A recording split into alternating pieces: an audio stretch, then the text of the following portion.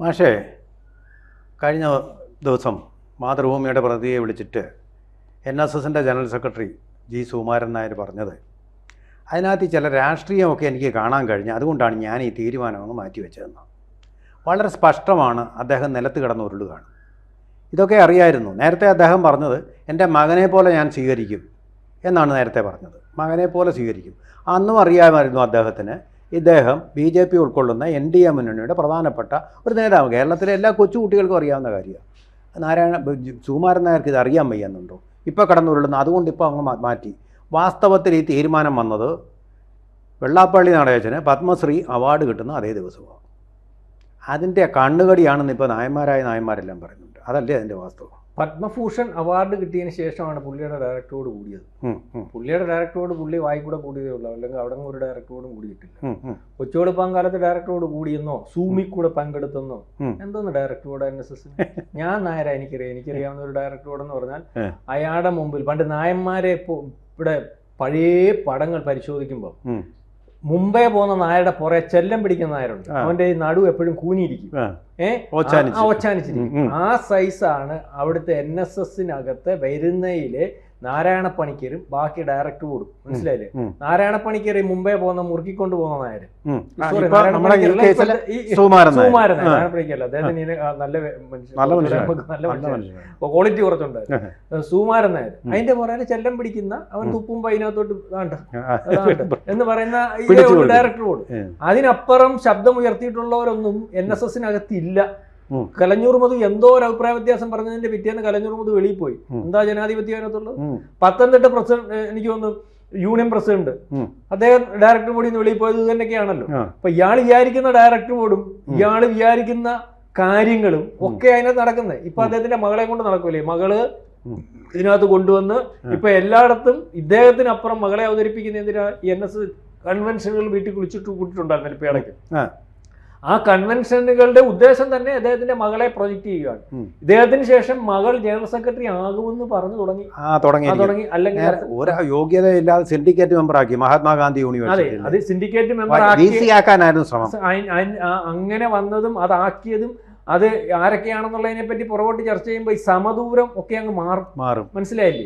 അദ്ദേഹത്തിന്റെ താല്പര്യങ്ങൾ, അദ്ദേഹം പറയുന്ന കാര്യങ്ങൾ, താക്കോൽ സ്ഥാനങ്ങൾ, ഏറ്റവും അവസാനം സ്വന്തം മകളുടെ താല്പര്യങ്ങൾ സംരക്ഷിക്കാൻ പ്രയോജനപ്പെടുത്തുന്ന ഒരു പാർട്ടി എന്ന് പറഞ്ഞ കോൺഗ്രസ് പാർട്ടിയായിരുന്നു. അതിനകത്ത് പറഞ്ഞാലേ ചെയ്തു കൊടുക്കത്തുള്ളായിരുന്നു. 10 കൊല്ലം ഭരിച്ചിരുന്ന പിണറായി വിജയന എത്ര പറയുമ്പോഴും ഒരു രാഷ്ട്രീയ അല്ലെങ്കിൽ മതത്തിന്റെ തിരുമേനിക്കുമില്ല, മുക്രിക്കുമില്ല, പറയുന്നത് NSS ജനറൽ സെക്രട്ടറിക്കും ഇല്ല, വെള്ളാപ്പള്ളി നടേശനും ഇല്ല. അത് ചെയ്യണം ഇത് ചെയ്യണം എന്ന് പറഞ്ഞാൽ പോളാന്റെ പാട്ടെന്ന് പറയും. അല്ല, അവിടെ പറയാൻ പറ്റത്തില്ല. അതിനകത്ത് ആ ഒരു പാർട്ടിക്കകത്തെ കാര്യം. ഇപ്പൊ തന്നെ നമ്മുടെ ഇവിടുത്തെ കോർപ്പറേഷൻ തെരഞ്ഞെടുപ്പ് കഴിഞ്ഞാൽ ഇവർക്ക് ആധിപത്യം കിട്ടില്ലേ? തിരുമേനിമാരല്ലേ പലയിടത്തും തീരുമാനിച്ചത്, മുക്രിമാരല്ലേ പലയിടത്തും തീരുമാനിച്ചത്, പലയിടത്തും ഇതുപോലെ ഈ മതമേലധ്യക്ഷന്മാരല്ലേ തീരുമാനിച്ചത്. നമുക്കറിയാമല്ലോ, ഈ നമ്മൾ ഇരുന്ന് സംസാരിക്കുന്ന എറണാകുളത്ത് ഇപ്പൊ ഇരിക്കുന്ന മേയറെ തീരുമാനിച്ചതിന് മേയർ ആയതിനു ശേഷം അവർ ലാറ്റിൻ കത്തോലിക്സിന് അല്ലെങ്കിൽ അതിന്റെ സഭാധ്യക്ഷ അഭിവാദ്യം പറയുന്നെന്നോ ഏതാണ്ട് കടപ്പാട് പറയുന്നു. രാഷ്ട്രീയ പാർട്ടിക്കകത്ത് ഒരു കോൺഗ്രസ് പാർട്ടിയുടെ കൗൺസിലറായിട്ട് കണ്ട് അവരെ ജനാധിപത്യ മര്യാദയിൽ വിവിധ ആൾക്കാർ, അതിനകത്ത് ജാതി മതത്തിനപ്പുറം ഹിന്ദുവും ക്രിസ്ത്യാനിയും മുസ്ലിമും ഒക്കെ ആണല്ലോ ജയിപ്പിച്ചെടുത്ത് അതിനകത്ത് അവരെ മേയറാക്കിയത് തിരുമേനിയാണ്. അതിനൊന്നും വർഗീയതയില്ല. അപ്പം ആ സ്ഥാനത്ത് ഈ വന്നപ്പോൾ ഇദ്ദേഹം ഇന്നലെ തുറന്നങ്ങ് പറഞ്ഞു. കാരണം സഹിക്കാൻ പറ്റുന്നില്ല. ഇത് എല്ലാവർക്കും മനസ്സിലായി. ട്രോളുകൾ കഴിഞ്ഞ ദിവസം നിങ്ങൾക്ക് പത്മയേ ഉള്ളൂ, അദ്ദേഹത്തിന് പത്മഭൂഷൺ കിട്ടി, ഇത് തന്നെയല്ലേ കാര്യം, അല്ലാതെ വേറെ ഒന്നുമില്ല. ഹിന്ദുവിനെ ചതിച്ചവൻ ചതിയൻ എന്നൊക്കെയുള്ള രീതിയിലെ ട്രോളുകൾ വന്നു. ഇന്നയാൾ വളരെ കൃത്യമായി മാതൃഭൂമിക്കകത്തങ്ങ് പറഞ്ഞു ഇത് ആർക്കറിയുന്നത് അയാൾക്ക് സഹിക്കാൻ പറ്റുന്നില്ല. ഞാൻ കഴിഞ്ഞ ദിവസം ടോക്കി പറഞ്ഞ പോലെ ഇയാൾ ഒരു കുണ്ടുകുണി പക്ഷിയാ. ഇയാൾ ഇരുന്ന് കുലുങ്ങുമ്പോ ഈ ലോകം മൊത്തം കുലുങ്ങുന്ന പുള്ളിയുടെ വിചാരം. അത് തീരുമാനിച്ചത് BJP ആപ്പാ, തീരുമാനിച്ചത് BJPക്ക് അതിനുള്ള കരുത്തുണ്ട്. BJPക്ക് നാരായണ പണിക്കരെ കൂടെ കൂട്ടിയിട്ട് സുകുമാരൻ നായരെ കൂടെ കൂട്ടിയിട്ട് ഈ പറയുന്നത് പോലെ NSSനെ യോജിപ്പിക്കാമെന്നുള്ള വ്യാമോഹം അങ്ങനെ യോജിപ്പിച്ചുകൊണ്ട് വരുന്ന ഒരു പാർട്ടിയല്ല നമ്മൾ ഇന്ത്യ മൊത്തം കാണുന്നല്ലേ. ഈ പറയുന്ന RSS എന്ന് പറയുന്ന സംഘടനയുടെ 100ാം വാർഷികം ആലോചിക്കുന്നത് ഈ പറയുന്ന ഇന്ത്യ മഹാരാജ്യത്തെ ഹിന്ദുക്കളെ 100ആയിട്ട് വിളിച്ചു നിർത്തിയിരുന്ന ഒരു കാലമുണ്ട്. അല്ലെങ്കിൽ ജാട്ടെന്നും മറ്റേതെന്നും മറിച്ചതെന്നും അറിയാമല്ലോ, പിന്നെ പല വിഭാഗങ്ങൾ അവര് അതിനെ ഭൂപിച്ച് നിർത്തിയിരിക്കുന്നു. മറ്റേ സംഘടിതമായിട്ടുള്ള ഒരു സമൂഹത്തിന്റെ ഓട്ടമുണ്ടല്ലോ അത് ഒന്നിപ്പിച്ച് നിർത്തിയിരിക്കുന്നു. അവരുടെ താല്പര്യങ്ങൾ സംരക്ഷിച്ചുകൊണ്ട് പോകുന്ന ഒരു ഗവൺമെന്റ് മാർക്സിസ്റ്റും അല്ലെങ്കിൽ അത്തരത്തിലൊരു കോൺഗ്രസും ഒക്കെ ആയിരുന്നല്ലോ. ഇപ്പം RSS ഇറങ്ങി വെള്ളാപ്പള്ളി നടേശൻ പറയുന്നതിന് മുമ്പേ പറഞ്ഞ ഹിന്ദു എല്ലാം കൂടെ ഒന്നിച്ച് നിൽക്കണം, അതിനകത്ത് ജാതിയും മതവും ഭേദമൊന്നുമില്ല, ഒന്നിച്ച് നിന്നാൽ ഇവിടെ അതിനെ മറികടക്കാൻ പറ്റത്തില്ല. ഒരു 10-35% അവരിപ്പോ ഒന്നിപ്പിച്ച് കേട്ടോ, അവരിത് പറഞ്ഞ് മനസ്സിലാക്കി കാര്യങ്ങൾ ചെയ്യുന്നുണ്ട്. അപ്പൊ അതിന് ഒരു NSSും ഒരു SNDP ഒന്നും അവർക്ക് വേണ്ട, RSS ഇതൊന്നും വേണ്ട, BJPയുടെ പുറകിൽ RSS ആ. അപ്പം ഇത് വേണ്ടത് ചിലപ്പോൾ ഇവിടുത്തെ നിങ്ങൾ വേറെ ചിലർക്കാക്കും. അപ്പൊ അതുകൊണ്ട് ഈ പറയുന്ന ഇദ്ദേഹം പറയുന്നു BJPയുടെ തിട്ടൂരമാണെന്ന് എനിക്ക് തോന്നി. അത് ഉദാഹരണമാണ് അദ്ദേഹം കൊടുത്തത്. ആര്? ഈ പറയുന്ന BJP പത്മഭൂഷൺ കൊടുത്തത്. അതുകൊണ്ടാണ് ഞാൻ പെട്ടെന്ന് മാറിയത്.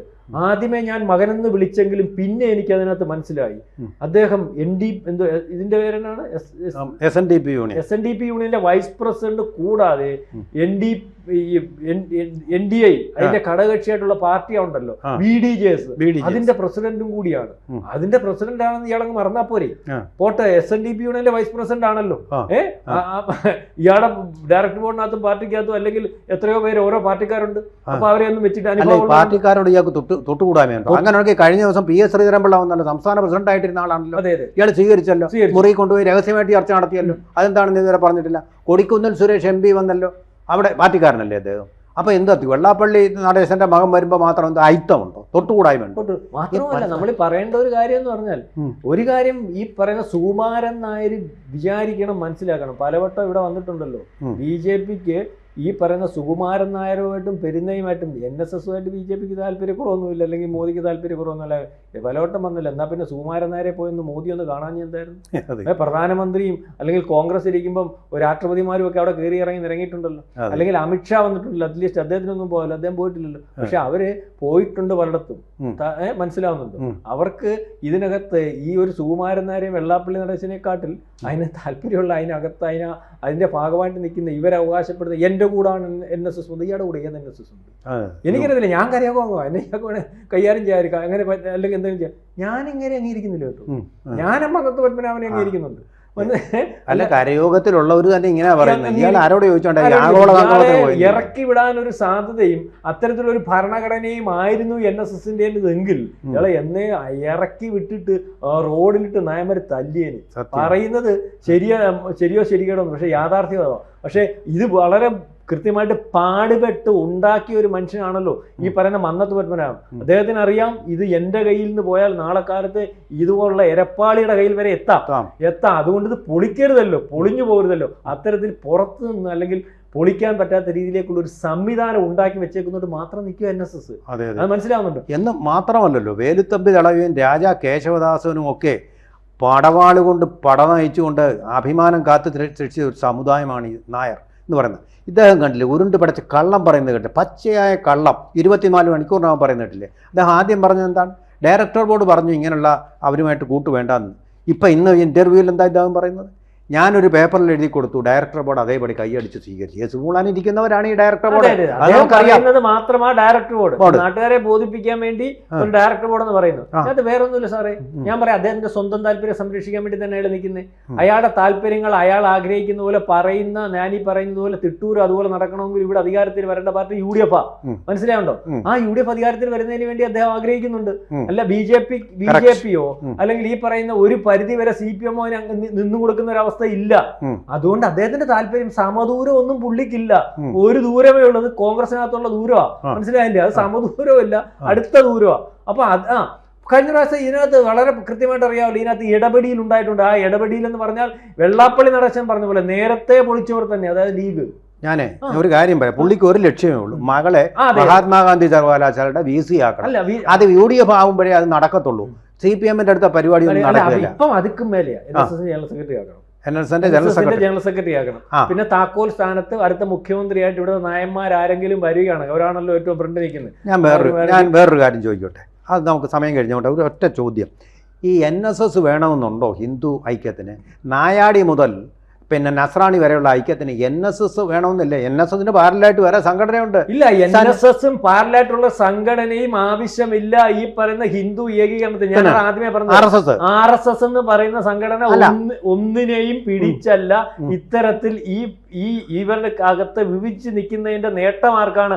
ആരാണ് നിങ്ങളെ ഇന്ത്യയിൽ വിഭജിച്ച് നിർത്തിയിരിക്കുന്നതെന്ന് ബോധ്യപ്പെടുത്തി ഇപ്പൊ ഞാൻ പറഞ്ഞില്ല, ഒരു 40% മാത്രമേ ആ രീതിയിൽ കൊണ്ടുവന്നിട്ടുള്ളൂ. അത് ഈ 100 കൊല്ലം കൊണ്ട് അവർക്ക് സാധിച്ചെങ്കിൽ അവരടുത്ത ദിവസങ്ങളിൽ 40 എന്നുള്ളത് 60, 50 വരും. ഇപ്പൊ എവിടെ യോജിപ്പിക്കാൻ ഇവരുടെയും താല്പര്യമില്ല. ഇതൊക്കെ ഉണ്ടാക്കി വെച്ചിരിക്കുന്നത് ഇവരുടെ സ്വന്തം താല്പര്യം സംരക്ഷിക്കുന്നതിന് വേണ്ടിയിട്ട് മാത്രമാണ്. ഉറപ്പ് ഞാൻ പറയുന്നതല്ല. ഇപ്പൊ ഇന്ത്യ മുഴുവനുള്ള മാഷ് പറഞ്ഞത് ശരിയാണ്.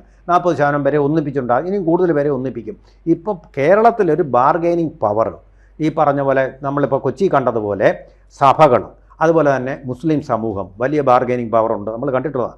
33 സ്കൂളുകളാണ് ഉമ്മൻചാണ്ടിയുടെ കാലത്ത് എയ്ഡഡ് കൊടുത്തത് മുസ്ലിം സമുദായത്തിന് മാത്രമായിട്ട്. ഈ ബാർഗൈനിങ് പവറിനെ കൗണ്ടർ ചെയ്യാനൊരു ഐക്യം അനിവാര്യമാണ്. അത് നായാടി മുതൽ നസ്രാണി വരെ വേണം. അതിനകത്ത് ഇപ്പോൾ NSS മാത്രമായിട്ട്, NSSന് പകരം വേറെ സംഘടനകളുണ്ട്. ഇദ്ദേഹത്തിനെ എതിർക്കുന്ന നായർ സമാജം എന്നൊക്കെ പറഞ്ഞിട്ടുള്ള വേറെ സംഘടനകളുണ്ട്. ഗ്ലോബൽ NSS, ഈ സംഘടന, ആ സംഘടനകളെയും മറ്റിതര സാമുദായിക സംഘടനകളെയും സംഘടിപ്പിച്ചുകൊണ്ട് SNDP നേതാവായിട്ടുള്ള വെള്ളാപ്പള്ളി നടേശന് സംഘാടക ശക്തിയുണ്ട്. ആ സംഘാടക ശക്തി ഉപയോഗിച്ചുകൊണ്ട് ഇവരെ എല്ലാം ഒന്നിപ്പിക്കാൻ കഴിയും. NSS ചമ്മും സുകുമാരൻ നായരും ചമ്മും നല്ലതുപോലെ അവിടെ. ആ സാധ്യത ഇനി ഇപ്പോഴും ഉണ്ട്, തുറന്നു കിടക്കുന്നുണ്ട്. അതെ അതെ, അതായത് ഇപ്പം നമ്മൾ പറഞ്ഞു വന്നത് ഇദ്ദേഹത്തിന്റെ താല്പര്യം എന്ന് പറഞ്ഞാൽ അതിനകത്ത് വേറെ താല്പര്യമൊന്നുമില്ല, സ്വന്തം താല്പര്യവും പിന്നെ ഒരു കുശുമ്പും അത്രേ ഉള്ളൂ. അദ്ദേഹം തുറന്നു പറഞ്ഞിരിക്കുന്നു, തുറന്ന് വിളിച്ച് അറിയിച്ചിരിക്കുന്നത്. നാണക്കേടായി പോയി നായന്മാർക്ക്. കൂടുതൽ വാർത്തകളും വിശേഷങ്ങളും നിങ്ങളിലേക്ക് എത്താൻ ABC മലയാളം സബ്സ്ക്രൈബ് ചെയ്യുക, ബെൽബട്ടനും അമർത്തുക.